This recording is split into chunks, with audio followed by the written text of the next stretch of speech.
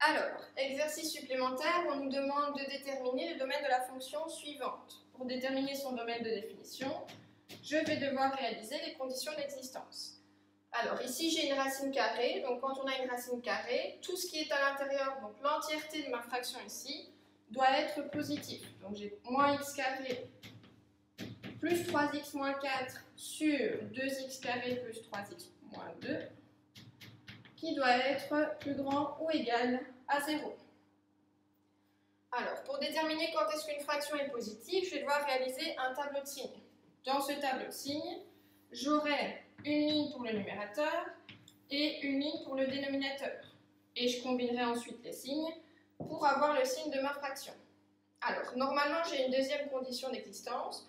Je dois dire que mon dénominateur ne peut pas faire 0, mais ça va se retrouver dans mon tableau de signes, donc je vais faire du 2 en 1. Alors, je dois déterminer les zéros de mes polynômes pour pouvoir les mettre dans la première ligne du tableau de signes. Alors, je vais commencer par les zéros du numérateur. Mon numérateur, c'est moins x carré plus 3x moins 4. Pour savoir quand est-ce que ça fait 0, eh bien, je dois résoudre l'équation du second degré, donc calculer delta. Alors, j'applique la formule b carré moins 4ac, donc 3 au carré moins 4 fois moins 1 fois moins 4, ça me fait 9 moins 16, ça va être négatif. Donc comme c'est négatif, je n'ai pas de 0 pour le numérateur. Je vais regarder pour le dénominateur. Mon dénominateur, c'est 2x carré plus 3x moins 2. Alors, pareil, équation du second degré, donc je calcule delta. Je vais avoir 3 au carré, moins 4, fois 2, fois moins 2. Ça me fait 9 plus 16, 25. Cette fois-ci, mon delta est positif, donc je vais avoir 2 zéros. Je les calcule.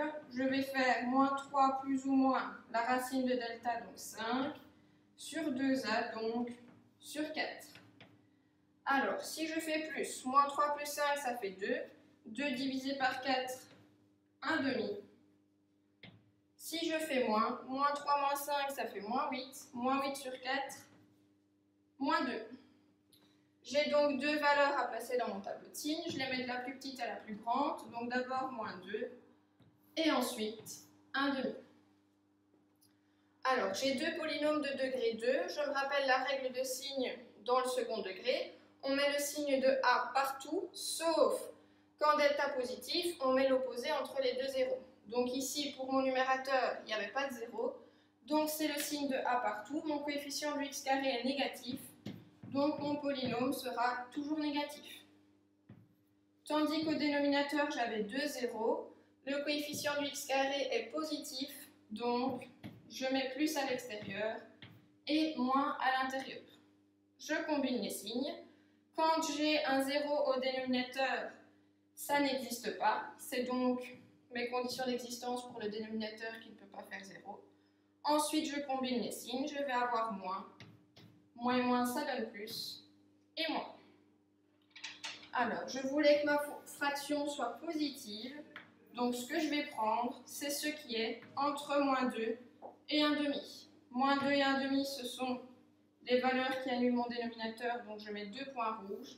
Quand c'est négatif, je ne prends pas. Mon ensemble des solutions, c'est donc moins 2, 1 demi, crochet ouvert.